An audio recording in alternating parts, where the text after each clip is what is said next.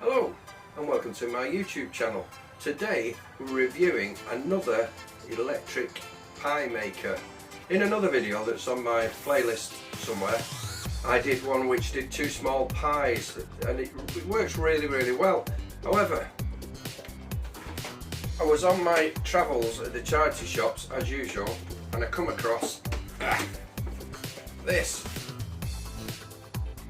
The Tower Big Pie Maker. Now today we're going to test this, and it looks quite big, so that's what we're going to test today.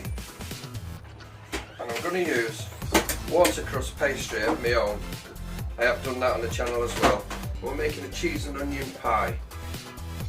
Right, I'll show you exactly what we're going to do and the ingredients. See you in a minute. Right, okay, now here's the ingredients. I'm just going to show you before I start rolling it out and so on. This is my pastry which I made, which is the watercress pastry, which is very easy to make. Now, once you've made it, it's important you get it wrapped up in cling film and just put it in the fridge just to rest up for about half an hour, because of course it's still quite warm and pliable, as you can see. But you must keep it in the cling film because it dries up. So that's the pastry we're going to be using today. This is the filling. Now there's about 1.5 pounds of cheese in there, which I grated myself using my food processor.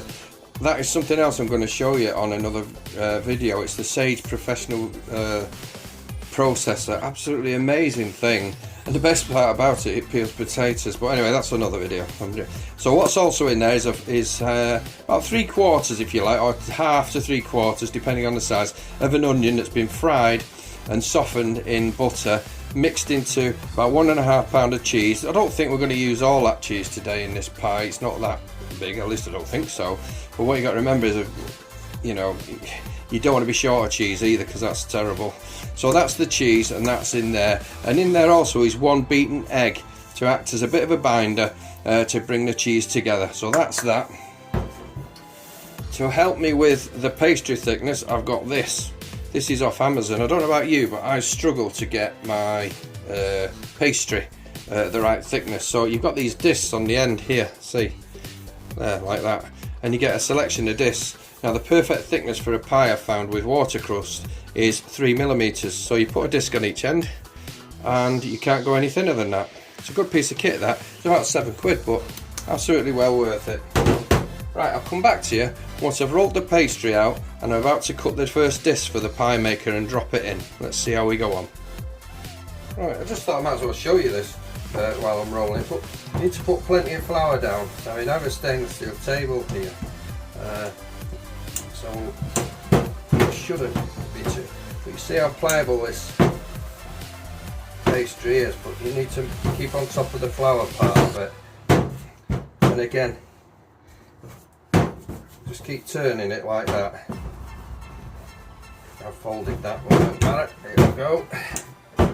And because of those discs, you end up with perfectly done 3mm, which is great. Now that looks like there's enough room there. Knackered that bit there then, but there we go. Let's have a look, see if it's big enough for the base. Now with that piece of kit that I got from the charity shop came this thing, and it cuts the perfect sizes for you. See if we've got enough. Yeah, that's going to do it. And you press down, and you don't turn it because it's got like segments in it. So press down all round, and what we should have is the perfect pie cut. There we go. Right. And that's what we end up with, like a round circle, ready to drop in the pie maker. Right, I've dropped the circle in there now. Now that disc cutter, it puts like these little tears in it so that you can drop your pastry in and feed it into the corners. Now what's important is there's these crimps that you can see here, and you've got to get that pastry over them crimps. Well, that's gone in alright, that. Make sure you press it into the corners without obviously putting a hole in it. That looks okay. Yeah, that worked. I mean, you could have done that in a tin, I know, but you know, things like these pie makers, it may seem like a bit of a gimmick, but if you haven't got the space or you haven't got a big oven to do a pie, or you struggle a little bit in some physical way, this is an easy way of getting into the pie hobby, because you can do fruit pies and all sorts with this thing, which I'm sure we'll have a crack at in the future. Right, I'm going to set that aside now. I'm going to roll some more and make the lid, and then we'll put the filling in there. Okay, I've cut the disc for the top now using the other side of that cutting device there. It's got a bit of straggles on it because I think my desk I bent it a little bit, but what I'm going to do now, I'm going to fill the pie, and I'll come back to you once I've got the filling in and I'm putting that lid on. Okay, now I've filled that pie now you'll notice that I've put a bit of a dome on it. The reason for that is you've got to make sure that the pastry is in contact with the lid of the pie maker, otherwise it doesn't work too well. So I'm going to put this lid on now and make sure it stretches over where we think the crimps are, and you can see there that I've got a dome on it, which is what you want. Make sure you come over. It doesn't have to be pretty around the edges, because you can trim that off once it's cooked, but you need to be going over so that those crimps on there do their job. Press it down, not too hard, the crimp will do that for you. Okay, now because I've made the pastry out of butter, which is like a water crust, and there's a butter obviously in the water crust pastry, I'm not going to bother giving it an egg wash just yet. I'm going to cook that for a full 20 minutes and then we'll lift the lid up and see how it looks. But that should be it. Okay, now those of you who've been following me regularly will know I had a little bit of a nightmare with one of these things, but it was a plastic one. It's like a lattice cutting machine. So I noticed that there was a metal one. It weighs an absolute ton, and this was £15 at Amazon, so I ordered it and it's come. Now what I'm attempting to do with this pie maker, I'm going to put a lattice top on it, and I've still got a bit of puff pastry left from the other day when we did the other video. So I'm just going to show you whether this one works better or not, and try and cut a lattice ready for when that pie has been done for about 20 minutes, and I'm going to plonk it on the top and see if it works. So let's give this a go. You'll see it as I do it, because I haven't tried it yet, metal or not. See if it makes any difference. It still sticks. I don't get it really. Right. Oh, that feels more like it went. Let's have a go again. See, it still sticks at the end there. Oh. See how we go on, so we'll go there and line that up again. You can hear that pie beginning to sizzle now. Okay, so we've done it with a metal one. Let's see what happens. Oh, whoa, whoa, whoa, now that's different. Just got to tease it apart like that.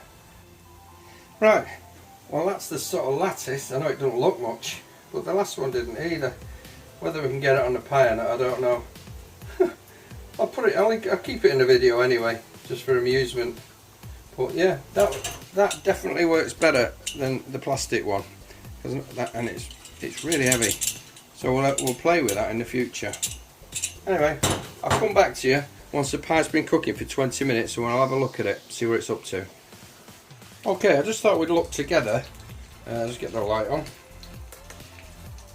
This is about 12 minutes in, and it's making some sizzling noises, so I thought we'd have a look and see how it's looking.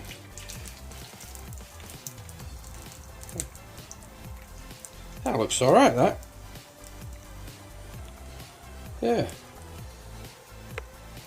Not too bad. Now I'll close the lid again. I'll give it another 5 minutes.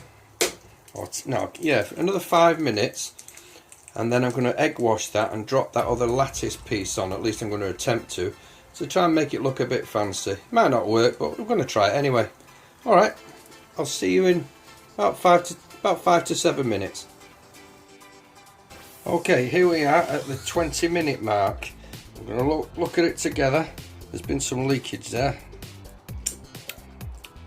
Oh, cheese. Right, oh, here we go. Let's have a look.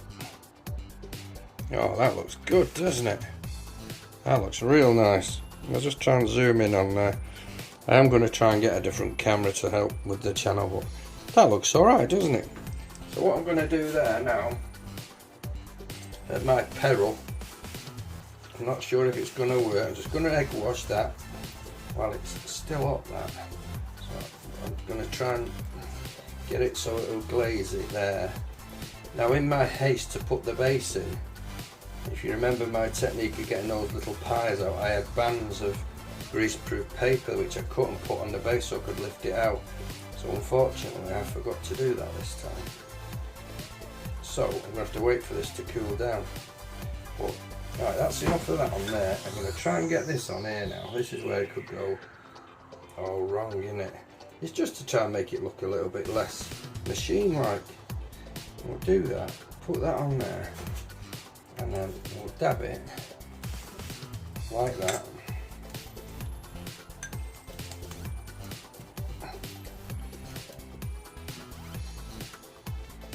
And see if we get that lattice type pattern like we did with the bread. Right, let's close that up for another 5 minutes. Oh, that sizzled. Wonder if that means it'll stick to the top. See you in 5 minutes.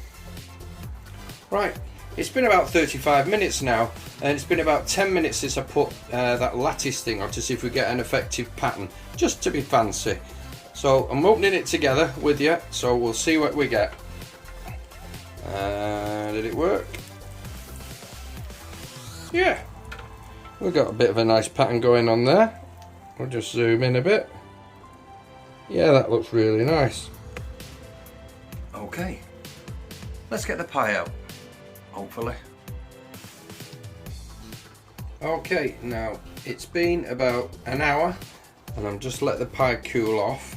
I'm just going to attempt to take the pie out now because I forgot to put my paper bands in, but that's my fault. So what I thought I'd do, I thought I'd just tip it upside down like that. See if it releases. Yes, it does. And that's the bottom. Will I be able to pick it up? Yes. And out. That worked out alright. I'll just trim the edges off. I'll just zoom in for you. Oops, a little bit much. I'll just trim the edges off and we'll take some closer pictures.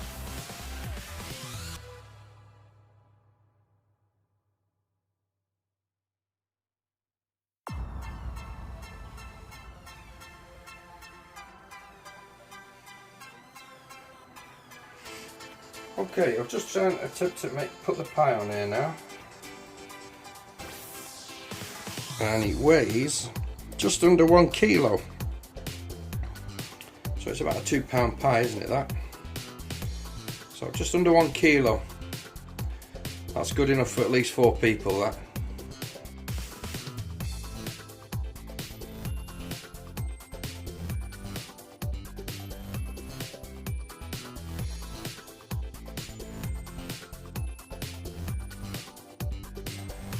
Hello, welcome back.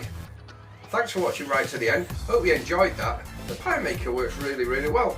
A little bit of learning involved, I think, but you'll get it perfect. Now, someone has asked me, would I review Farm Foods puff pastry, like frozen square blocks? And I noticed when I was in there to go and get this that they do short crust as well. So I thought for a follow-on video with this pie maker, we'd make a meat potato pie using the Farm Foods pastry, see how it compares to the little which I'm used to, or indeed my own. But that's on another video. I hope you enjoyed that one. It seems pretty simple. The cheese and onion pie is going to taste absolutely gorgeous, I'm sure of that, because it's a recipe I've used before and you can do it as well. So if you like the video, give us a thumbs up, a subscription would be excellent, and I'll see you on the next one. Cheers, bye bye.